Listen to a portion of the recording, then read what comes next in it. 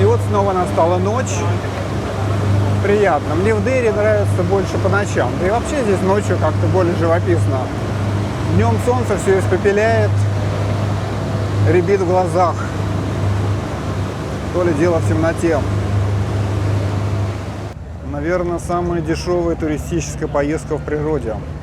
Всего за 2 дирхама. Чуть больше 50 центов. И вот мы уже на другой стороне. В Дейре. Старые районы. По-настоящему старые. Не это искусственная крепость, а прямо вот что ни на есть. Челночный рай 90-х.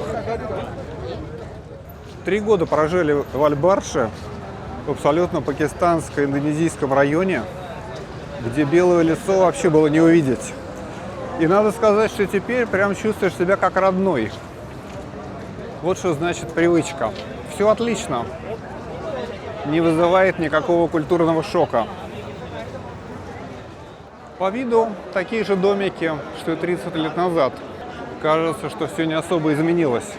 Но тогда челноки покупали здесь товара на $1 миллиард в год. Опять же, по тем ценам 30-летней давности.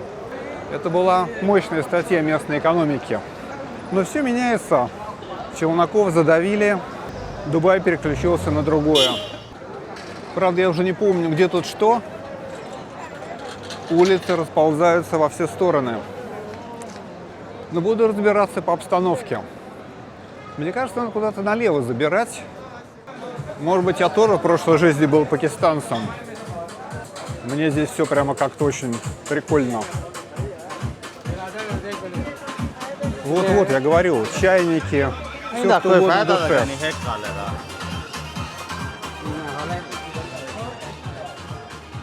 Где-то здесь должен быть целый район со специями. И, конечно, Golden Souk. Но вот детали уже теряются. И тут же за углом уже такие достаточно темные подворотни. Но они абсолютно безопасны. 100%. Даже если бы у меня с собой были какие-то деньги, о деньгах тут можно говорить спокойно, то ничто бы не угрожало. Не стал снимать молящихся. Ну вот на обычной улице, мне кажется, уже спокойно можно снять. Ой. Настоящий исконный природный Дубай. Без всех этих туристических штучек. На ночь все 100% закрыто. Куда ни поверни, одни железные двери. А вот тут уже немного пошире. Можно, конечно, спросить что-нибудь, но, мне кажется, более интересно так просто побродить, что у них тут происходит. Традиционная дубайская улочка. Пешеходы сменяются редкими автомобилями и даже велосипедистами. Слушайте, а вот, кажется, и Golden Souk, надо же. Я вот вышел из какой-то подворотни, и что-то запахло золотом. Ну, смотрите, это точно золото. Оно горит всеми огнями радуги. Вот оно, боже мой. Давайте заснимем. Такое редко где увидишь, честно говоря. Оно висит практически на улице. Hello. Is it okay? Можно и сфотографировать. Какая красота. Жалко, что ничего не надо. Thank you. Выйдем и войдем еще раз по-человечески. Вот, Golden Souk. Чтобы все было серьезно, в соответствии с моментом. Скамеечки очень удобно сделаны. Тут, видимо, можно что-то перетереть на тему золота и просто отдохнуть. И этот Golden Souk даже как-то раздваивается, потому что я вижу налево тоже такая немалая улица. И, видимо, здесь продаются примерно вот такие кольца. Те, кто успел вложиться в золото, наверное, много выиграл на этом. Но мы будем смотреть только сквозь витрину. Причем сейчас они придали этому еще такой вид, какие-то витрины. А в 90-е это было буквально на улице. То есть просто вот все это висело. Ты идешь, оно так буквально колышется на ветру. Все эти бесконечные цепочки, кольца. И это, конечно, мощно. Thank you. Not today. Нет, но у меня есть с собой 50 дирхам. Вряд ли мы сможем во что-то вложиться. Вернемся обратно по другой стороне, где все повторяется вплоть до полной зеркальности. Даже немного рябит в глазах. Крупный план.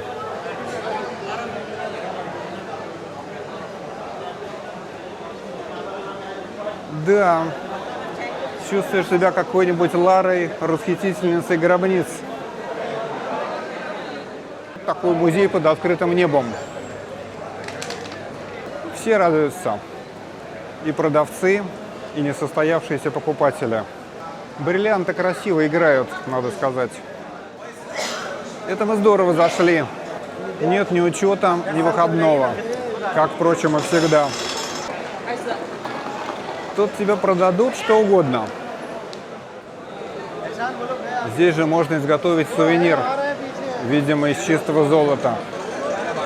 Народ прямо озабочен. Оттуда что-то высыпается. Вот сколько развлечений. Безналоговый рай. Точнее, налоги тут есть, но они какие-то довольно щадящие. И я, честно говоря, не сомневаюсь, что здесь как-то все крутится и помимо того. Так, а вот что-то снимают. Здесь, видимо, главная витрина. Ну давайте, давайте. Да нет, это не может быть из золота. Что вы говорите?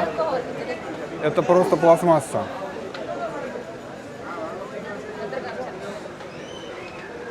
Хотя...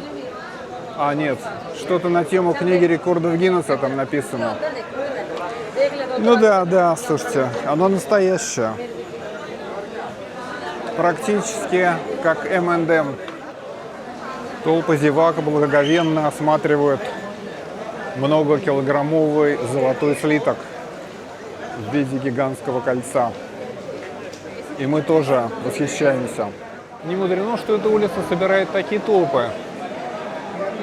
В отличие от алмазного фонда, сюда не нужны билеты, а ценности, я думаю, здесь не меньше собрано.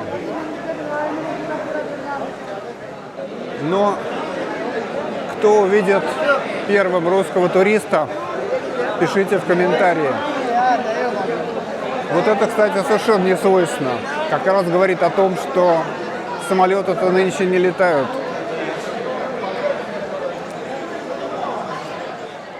Помнится, в 90-е я как раз здесь приобретал золотых цепочек где-то на полкило по заказу. Вот были времена. Все было свежо, и все было впереди.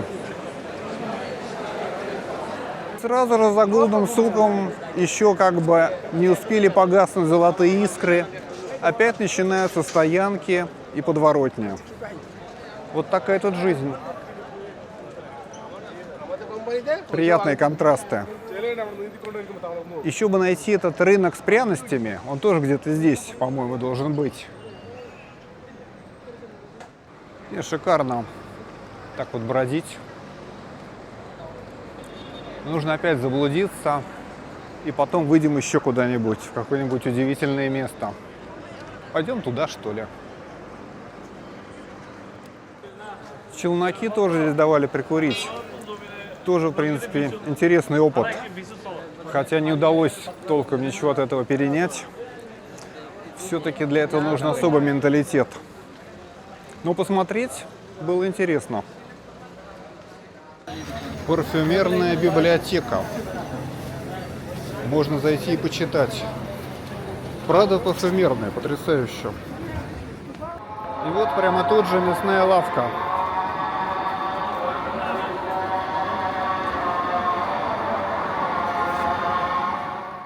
Все празднично одеты, и настроение у них веселое.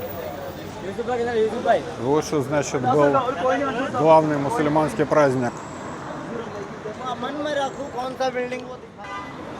Тут уже небольшие частные магазинчики.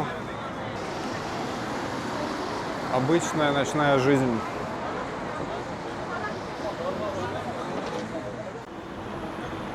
Товары на любой вкус. Мы к такому привыкли в Аль-Барша. Там огромное количество мелких пакистанских предприятий, торгующих. Да, ну в общем чистейшая Аль-Барша. 3 года вот такой жизни. Класс, прикольно, не знаю, мне нравится. В этом что-то есть. Я понимаю, что Марина, да, это круто, но надо быть ближе к людям. Простой человек труда нас окружает. Причем они действительно что-то могут сделать. Например, вот у них вот бывает ремонт телефонов. Мы как-то обращались, там какой-то контакт отошел, но обычно там меняют просто его и все. Они колупались часа 3 и очень рукодельно починили. Прямо вот старые восстановили каким-то образом удивительным. Я не знал, что так делают до сих пор. Менталитет, менталитет. Типа нашего ВС-зона. Да. Вот оно все такое. Супер.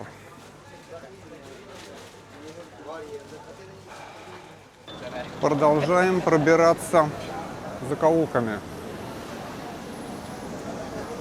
О. Вот подворотня. Пойдем туда.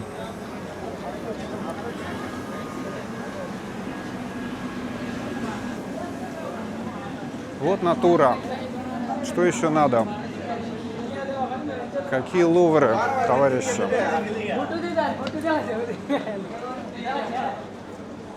Вот где жизнь бурлит. Это точно. Тут и зелень какая-то. Маленькие ловчонки, прямо такие.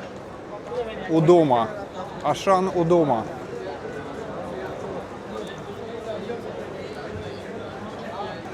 Видимо, действительно был дождь. Дойдем до конца.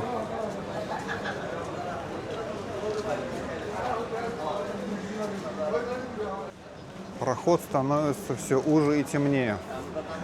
Но сейчас точно какой-нибудь Golden Souk опять начнется, как здесь все устроено. Лепешки вот эти, кстати, ничего, традиционные.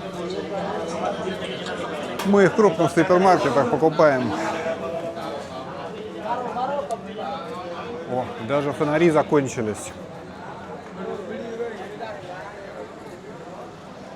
Да, в Москве я в таком районе не рискнул бродить по ночам. А тут нормально. О, делят скарб. Кто мне будет что рассказывать про безопасность? Я вот со всем этим еще вернусь домой и выложу все еще это в интернет, прямо с этой камеры. Вот какой удивительный факт будет. Не стоит, конечно, хорохориться, но прям реально вот безопасность 100%. Вот уже куда занесло. Все-таки мы идем вглубь района. Ну ладно, чего. Идти так идти. Местная мечеть. Сейчас, видимо, служба как раз происходит. У входа довольно много свободных тапочек. Люди отдыхают в закусочных.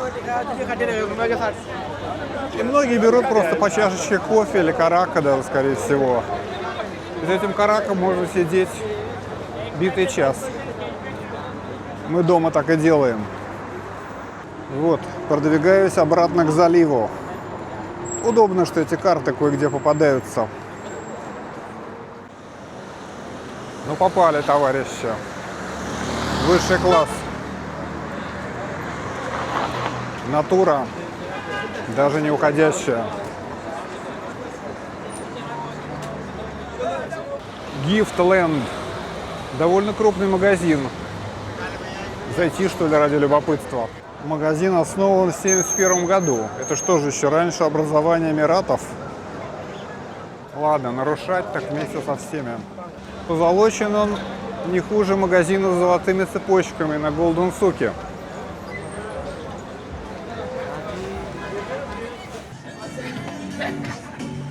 Тут прямо не просочишься, довольно много желающих.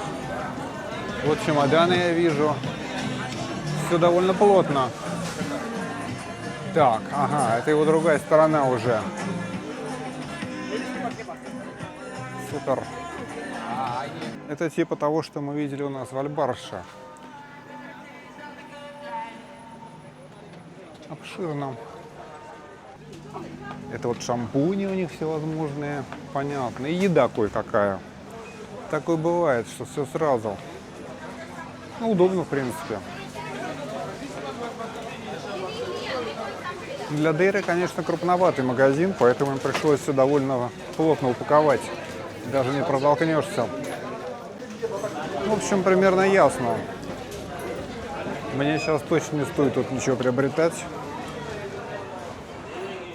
Немножко голова гудит после такого изобилия. Но если жить в Дейре, вот где еще покупать, будешь ходить. Поэтому жилье в Дейре такая вещь специфическая. Наверное, мы бы не смогли. Как говорится, буду при деньгах, куплю такие штаны.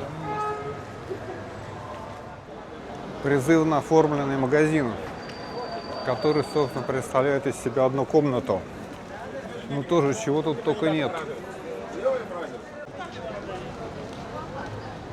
Ночная жизнь Дейры.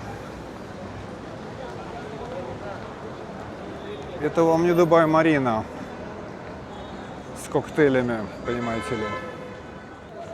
Как говорится, жить сюда не приглашаю, но разок-другой посетить можно. Для колорита. Чтобы не казалось, что все как на Ленинском проспекте в этом мире. Кстати, вот эти красно-зеленые краски, это как раз цвета флага ОАЭ. Думаю, что это не случайно, они так обыграли. Мне кажется, Лена правильно сделала, что не поехала. У нее бы тут зашел ум за разум. Мне как-то нормально. Я люблю такие штуки. Куда идти, неизвестно. Пойдем сюда. Улица Дейры в Дейре. Просто масло масляное. Центрее не бывает. Какая-то огромная площадь показалась. И вот там в отдалении пустота. Улица расширяется, и я чувствую прямо свежий воздух. Вот иранские банки пошли. Сейчас что-то будет. Ну все, это залив. Интересно, какой-то подземный переход. Надо попробовать.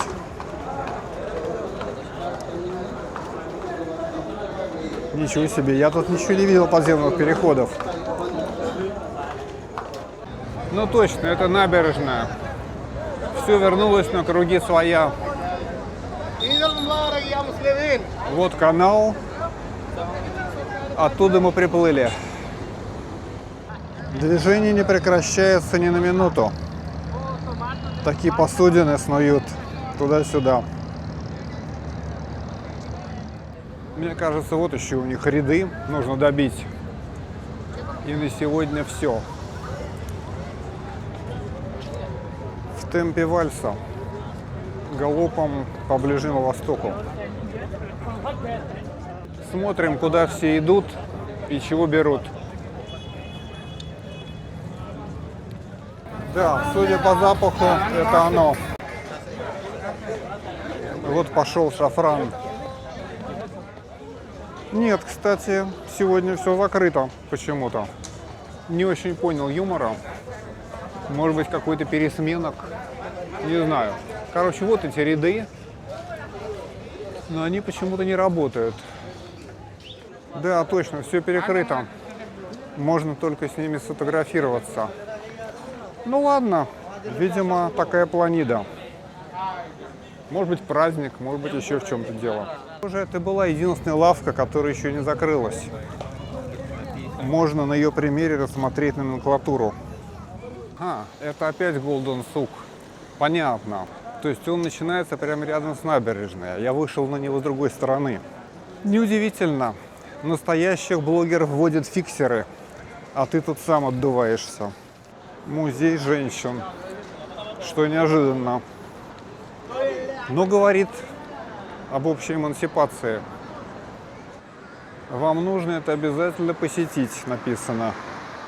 А вот это, кстати, красиво. И видно какой-то мост, подсвеченный эмиратским флагом. Сейчас мы узнаем, куда мы попали. Ювелирный центр мира. Но это мы уже могли убедиться, и правда. Большая, широкая пешеходная улица с огоньками. Видимо, какой-то дорогой район. Ну, точно, конечно, золото. Целая очередь за этим золотом, кстати. Народ прямо берет и берет. Так что это не просто витрина, а прямо целый работающий магазин. В переходе уже побывал. Кажется, осталось забраться на эту верхотуру. Трудно глубже погрузиться в народ, чем я сегодня. Дейра с высоты птичьего полета. Точнее, пешеходного перехода. Ну что, кажется, это какой-то окончательный центр. Здесь уже пора быть и метро. Почувствуем разницу, как говорится. Вот вам Дейра и вот Дубай-Марина. Потрясающе. Я не верю своим глазам.